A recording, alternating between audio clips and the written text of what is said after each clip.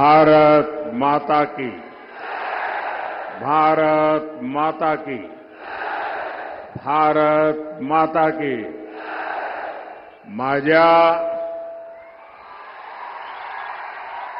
प्रिय सोलापूरकरांना अतिशय मनापासून नमस्कार करतो। जय जय रामकृष्ण हरी। सोलापूरचे ग्रामदैवत श्री सिद्धेश्वराच्या चरणी मी नतमस्तक होतो। भगवान विठ्ठल और जगतगुरु बसवेश्वरा की इस धरती का ये आशीर्वाद छत्रपति शिवाजी महाराज की ये धरती पर ये जन सैलाब, ये उत्साह साफ साफ बता रहा है। फिर एक बार, फिर एक बार, फिर एक बार। साथियों,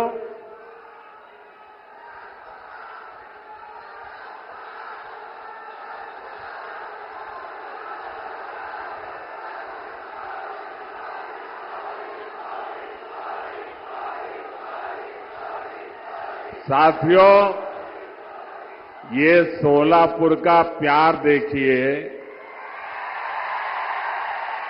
ये 2024 में मैं दूसरी बार आपके पास आया, लेकिन साथियों, जब जनवरी में आया था तब कुछ लेकर के आया था। आपके हकों को पूरा करने के लिए आया था, कुछ देने के लिए आया था। लेकिन आज मैं आपसे कुछ मांगने के लिए आया हूं, और मांगने के लिए इसलिए आया हूं कि आगे मैं बहुत कुछ देना चाहता हूं। और मुझे धन दौलत नहीं चाहिए, मुझे यश कीर्ति नहीं चाहिए, मुझे आपके आशीर्वाद चाहिए। और मैं आपसे आशीर्वाद मांगने के लिए आया हूं। साथियों, इस चुनाव में आप अगले 5 वर्ष के लिए विकास की गारंटी को चुनेंगे। दूसरी ओर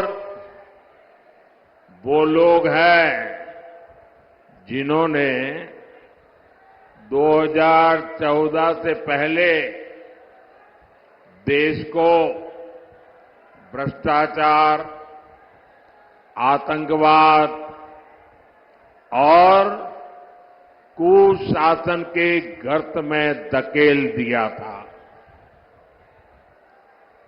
अपने कलंकित इतिहास के बाद भी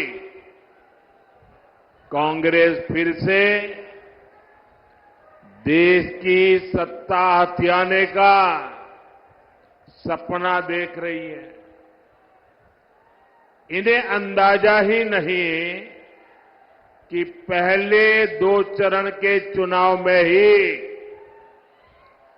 इंडी अगाड़ी का डिब्बा गोल हो चुका है।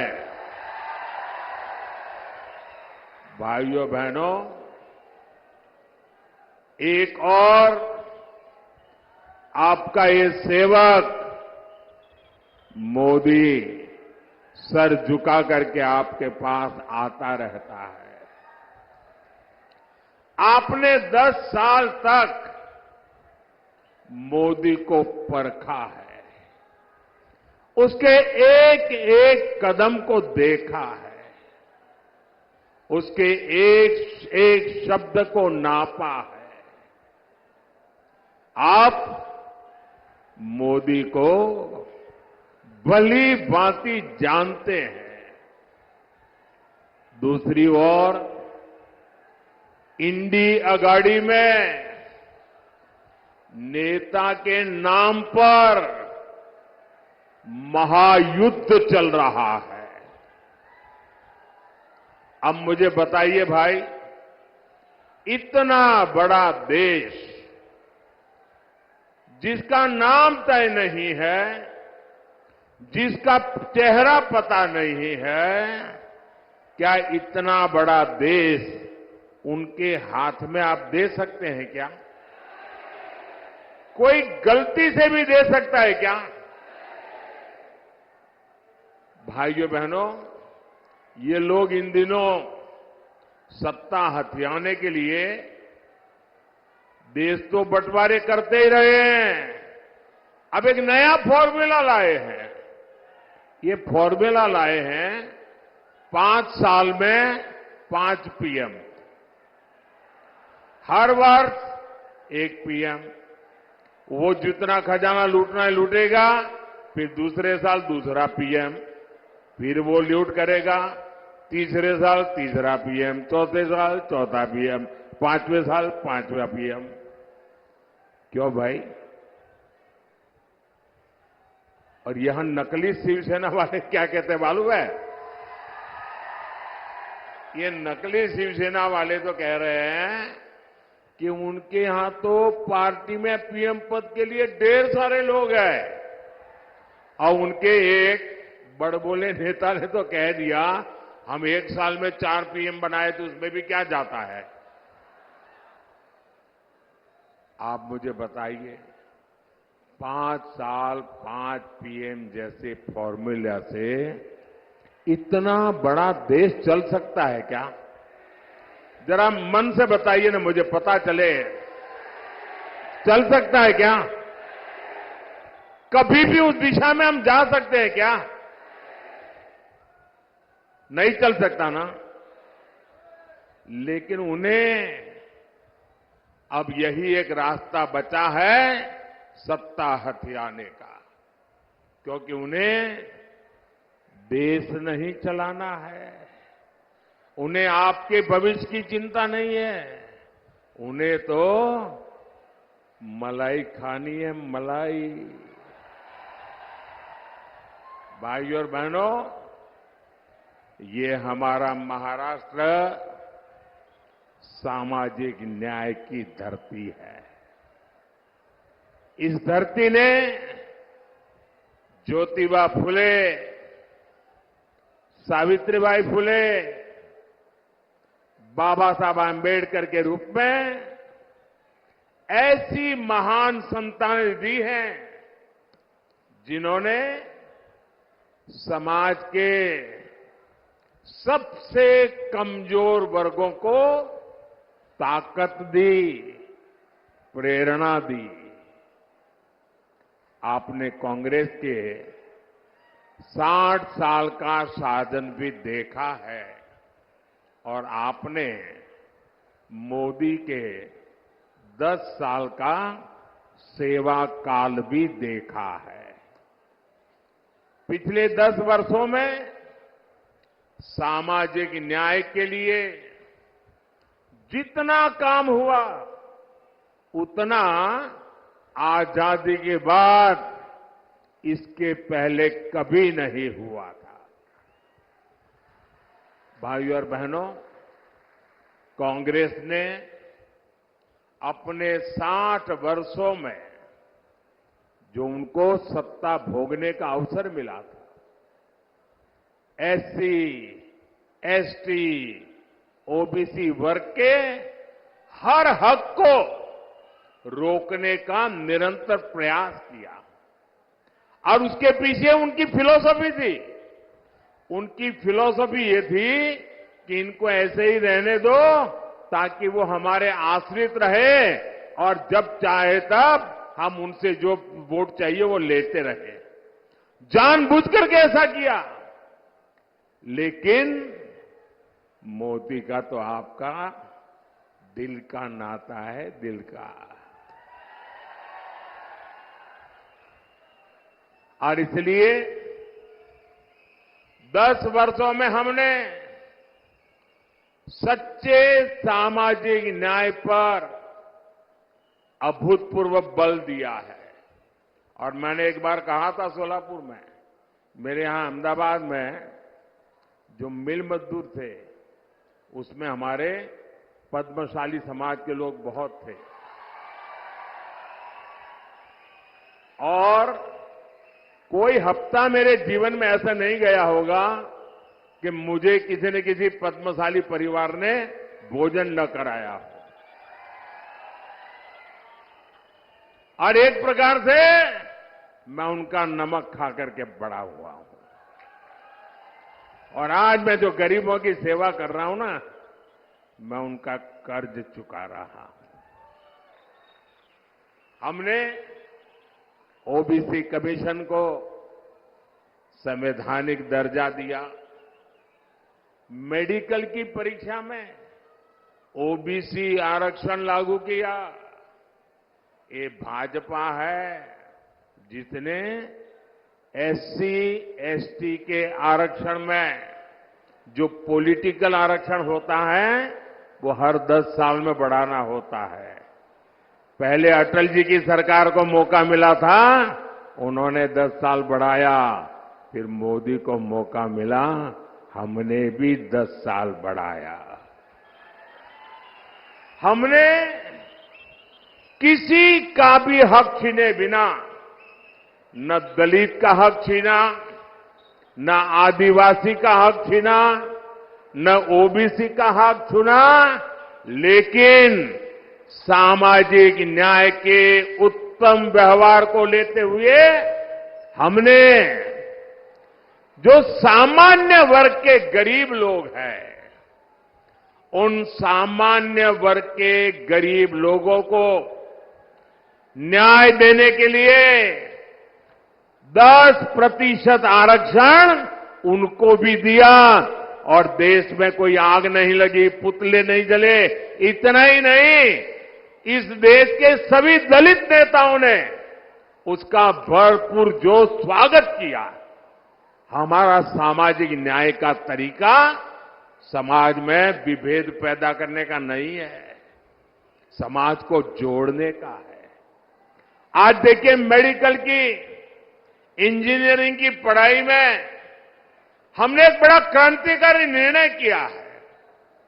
आज कुछ लोगों को वो जरा मजाक लगती होगी, लेकिन हमने तय किया है, मुझे अब गरीब मां का बेटा भी डॉक्टर बनाना है, गरीब मां की बेटी को भी डॉक्टर बनाना है, मुझे गरीब मां के संतानों को इंजीनियर, डॉक्टर, बड़ी बड़ी पदों पर ले जाना है।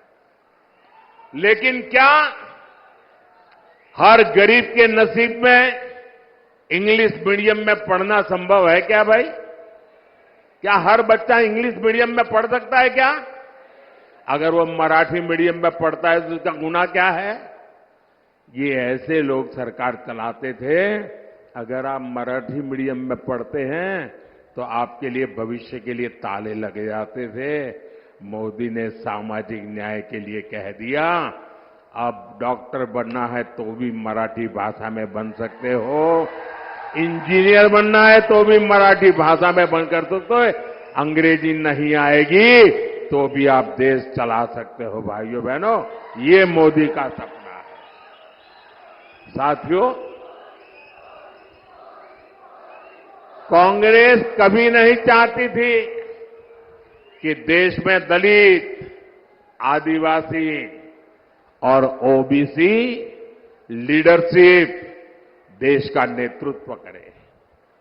ये वही कांग्रेस है जिसने डॉक्टर बाबा साहब आंबेडकर से लेकर के बाबू जगजीवन राम जी तक हर दलित नेता का अपमान किया। बाबा साहब को भारत रत्न भी तब मिला जब बीजेपी से सहयोग के केंद्र में कांग्रेस विरोधी सरकार चलती थी। भाजपा का हमेशा प्रयास रहा है कि एससी, एसटी, ओबीसी को ज्यादा से ज्यादा प्रतिनिधित्व मिले।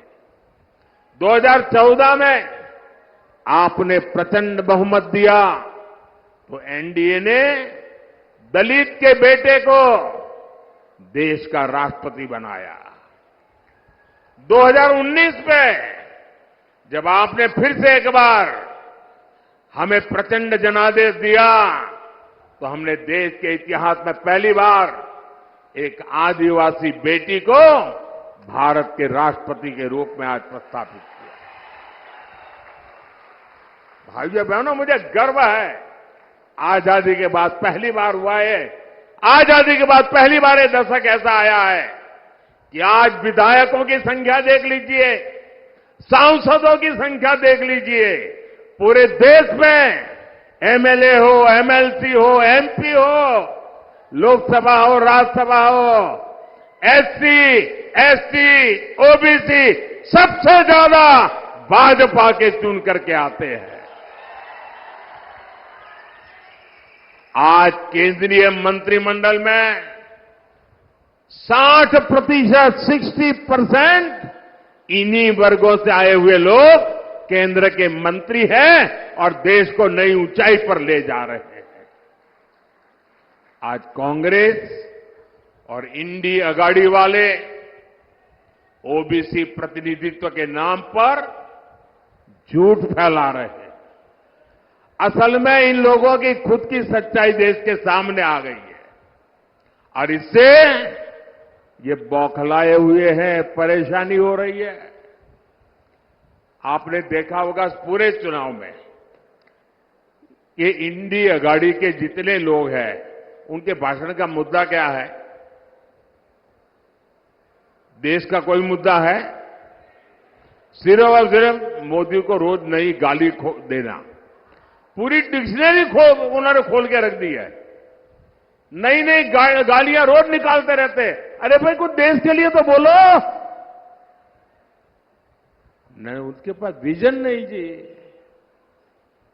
हमारे पास विजन भी है और ये जीवन भी है विजन के लिए खपाने के लिए। साथियों, दशकों तक कांग्रेस ने एससी, एसटी, ओबीसी के साथ जिस तरह से विश्वासघात किया उससे ये सभी कांग्रेस और इंडी अगाड़ी से पूरी तरह छिटक चुके हैं। इस वजह से कांग्रेस और इंडी अगाड़ी वाले बुरी तरह बौखला गए हैं। इसलिए लोग लगातार झूठ फैला रहे हैं। संविधान बदल देंगे, आरक्षण खत्म कर देंगे।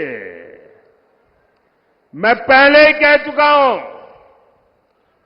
कि अगर आज खुद बाबा साहब आंबेडकर चाहे तो बाबा साहब आंबेडकर भी आरक्षण खत्म नहीं कर सकते हैं। मोदी का तो सवाल ही नहीं उठता है।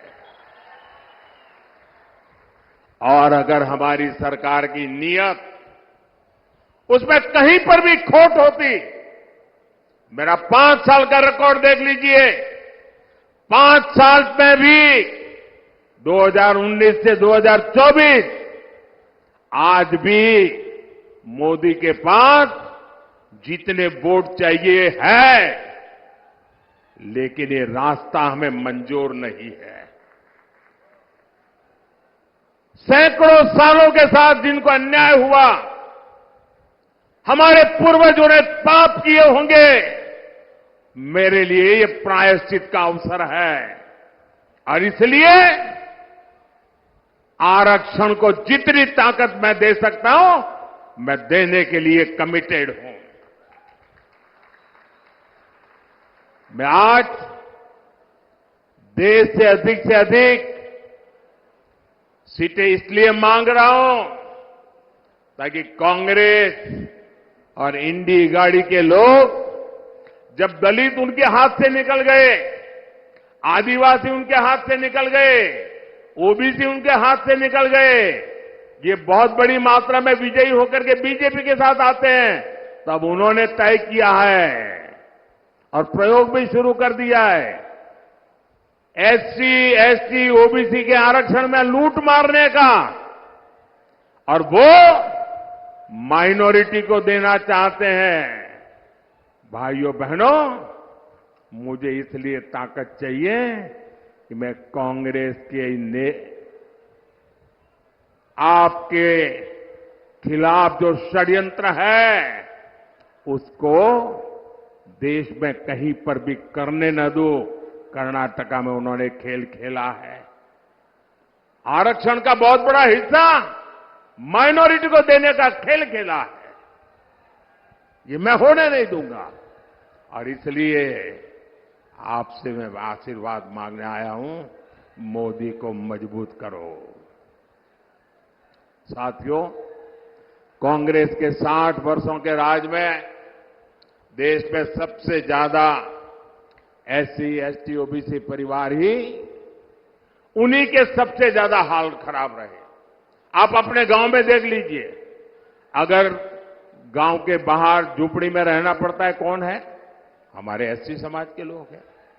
मुसीबत में जीना पड़ता है, कौन है? हमारे एसटी समाज के हैं। तकलीफों में जीना पड़ता है, कौन है? हमारे ओबीसी समाज के लोग हैं। मोदी ने इन परिवारों को ही अपनी प्राथमिकता बनाया।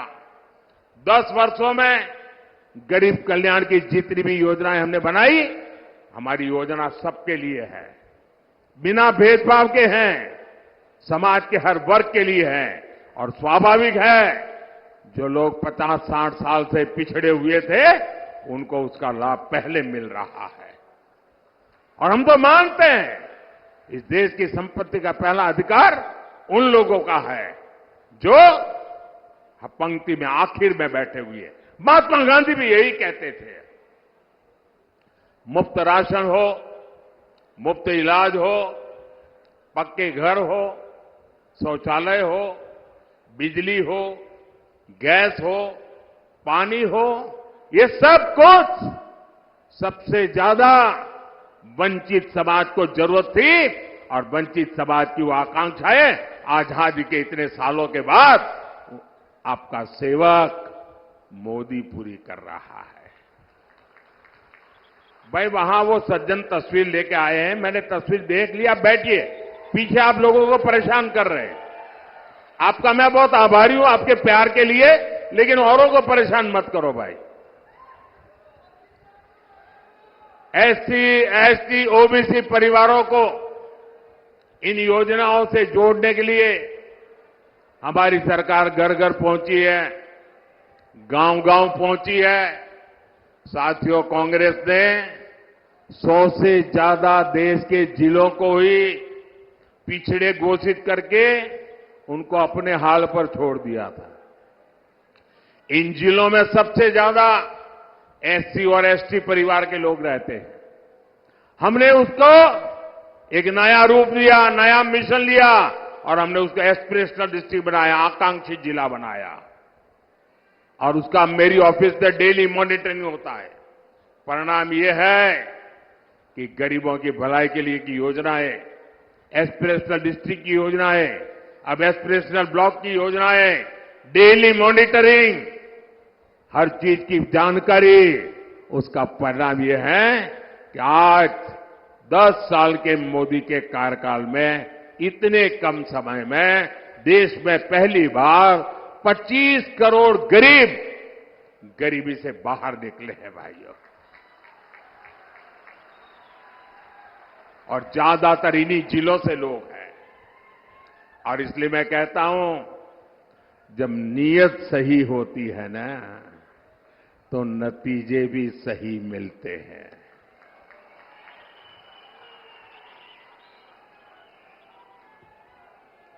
साथियों,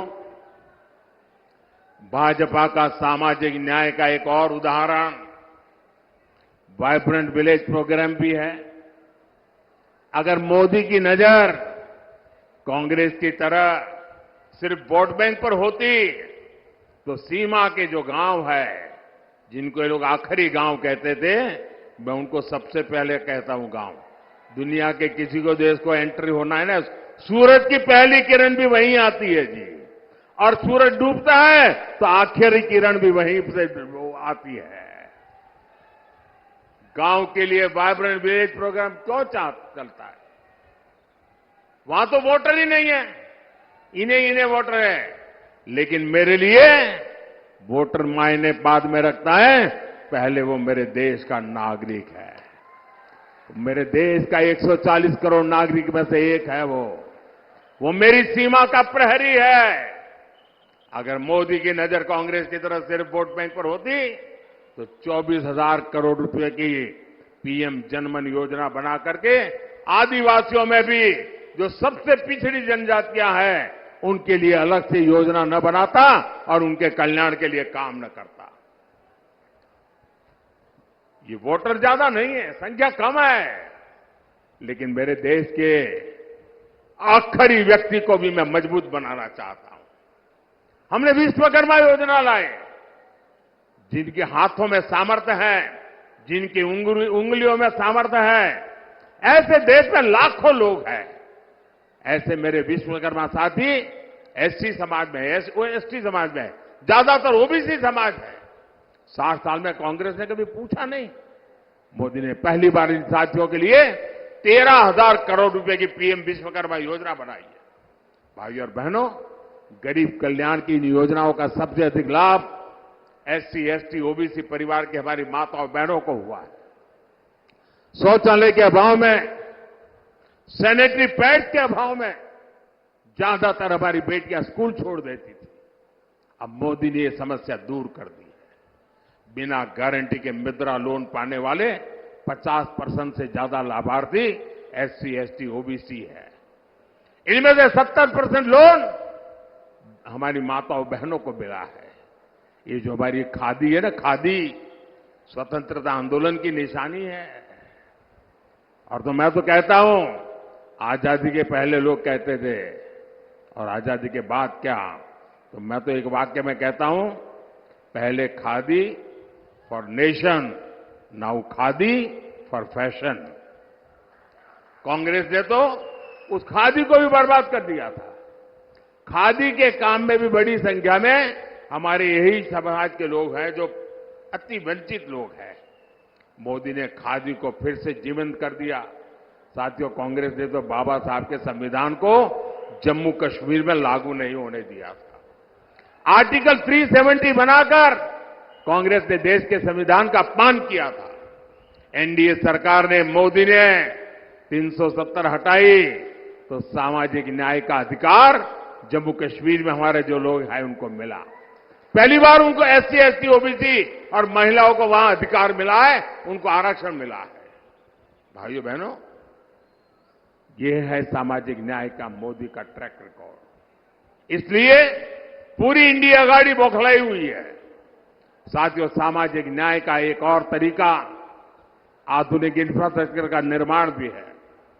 कांग्रेस ने बरसों तक गांवों और शहरों में खाई बनाकर रखी, कुछ ही शहरों के विकास पर फोकस किया। एनडीए सरकार देश के हर कोने के विकास के लेकर प्रतिबद्ध है। एक क्षेत्र पंढरपुर यात्रा से जुड़े श्रद्धालुओं का तीर्थ है। यहां तो तुलजा भवानी ने छत्रपति शिवाजी महाराज को अपना आशीर्वाद दिया था। 10 साल में हमने पंढरपुर की रेलवे कनेक्टिविटी के लिए सैकड़ों करोड़ रुपए खर्च किए। पुणे फलटण रेल मार्ग जो 23 साल से अटका पड़ा था, हमने उसको पूरा कराया। हमने सोलापुर हैदराबाद, सोलापुर सांगली, सोलापुर बीजापुर ऐसे कई महामार्ग के काम शुरू किया। सोलापुर को तो महाराष्ट्र की पहली वंदे भारत ट्रेन भी मिली है। शक्तिपीठ महामार्ग से समुद्री महामार्ग जैसे हाईटेक सड़कों के काम भी हो रहे हैं। इन विकास कार्यों के कारण इस क्षेत्र में श्रद्धाओं की संख्या में 4 गुना की बढ़ोतरी हुई है। अब हमारे वारकरी भाई बहनों के अलावा दूसरे राज्यों से भी बड़ी संख्या में श्रद्धालु आ रहे हैं। यहां युवाओं के लिए आस्था और पर्यटन से जुड़े नए अवसर बन रहे हैं। साथियों, आज महाराष्ट्र में एकनाथ शिंदे जी, देवेंद्र फडणवीस जी और अजित पवार जी की सरकार आपके लिए दिन रात मेहनत कर रही है। मेरा अनुरोध है, 7 मई को आप मेरे नौजवान साथी राम सतपुते जी को भारी संख्या में वोट दे। राम सतपुते जी सोलापुर के विकास के लिए एक मजबूत कड़ी बनकर के काम करेंगे। और जब आप कमल पे निशान पर बटन दबाओगे ना, तो आपका वोट सीधा सीधा मोदी को मिलेगा।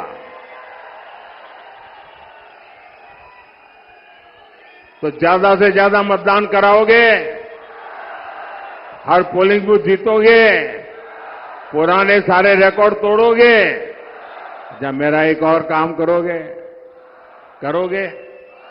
यहां से अपने परिचितों को जाकर के मिलना, उनके घर जाना, उनको कहिएगा कि मोदी जी सोलापुर आए थे, आपको प्रणाम भेजा है।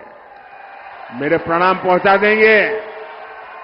मेरे साथ बोलिए भारत माता की, भारत माता की जय श्री राम, जय श्री राम।